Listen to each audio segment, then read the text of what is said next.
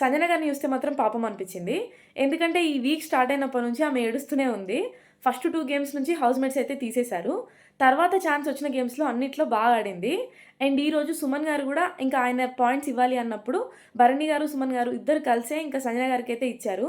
దానివల్ల అయితే ఆమె స్కోర్ పెరిగింది. అండ్ ఇంకా ఓట్ అప్పీల్ కోసం అయితే లీడ్‌లో ఉన్న తనుజ ఇంకా సంజన గారైతే వెళ్లారు. ఆల్రెడీ తనుజకి ఛాన్స్ వచ్చింది. మళ్ళీ తనుజకే ఛాన్స్ ఇవ్వడం నాకైతే నచ్చలేదు. ఎందుకంటే ఆల్రెడీ మాట్లాడి ఓట్ అప్పీల్ చేసుకున్న వాళ్ళు మళ్ళీ ఇంకేం మాట్లాడతారు? అదే కదా మాట్లాడేది. అదే సంజన గారికి ఛాన్స్ వచ్చుంటే ఇంకొంచెం బాగుండేది అని అనిపించింది. ఆ విషయంలో మాత్రం డిసప్పాయింటెడ్ అసలు. అండ్ డెమన్ పవన్ గురించి కూడా మాట్లాడుకోవాలి.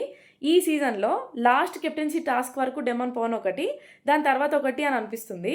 లాస్ట్ కెప్టెన్సీ టాస్క్‌లో ఓడిపోయాడు. దాని తర్వాత జరిగిన టికెట్ టు ఫినాలేలో కూడా మధ్యలోనే బయటికొచ్చాడు. అండ్ ఈ వీక్ జరుగుతున్న ఈ టాస్క్‌లో నుంచి కూడా మధ్యలో నుంచే బయటికొచ్చాడు. ఇవన్నీ ఇలా బ్యాక్ టు బ్యాక్ జరగడం చూస్తే మాత్రం పాపం అనిపించింది. అండ్ ఇంకొక విషయం గురించి కూడా మాట్లాడుకోవాలి. ఈ రోజు గేమ్స్‌లో బ్యాక్ టు బ్యాక్ గేమ్స్ నుంచి అయితే భరణి గారిని తీసేశారు. ఆల్మోస్ట్ అందరిని సంజన గారిని, భరణి గారిని, ఇమాన్యుయల్‌ని ఇంకా డెమాన్ పవర్‌ని గేమ్స్ నుంచి అయితే తీసేశారు. సుమన్ గారిని తీసే ఆపర్చునిటీ రాలేదు. ముందే ఆయన వెళ్ళిపోయాడు. అయితే ఇక్కడ ఉన్నది తనుజ ఒక్కతే.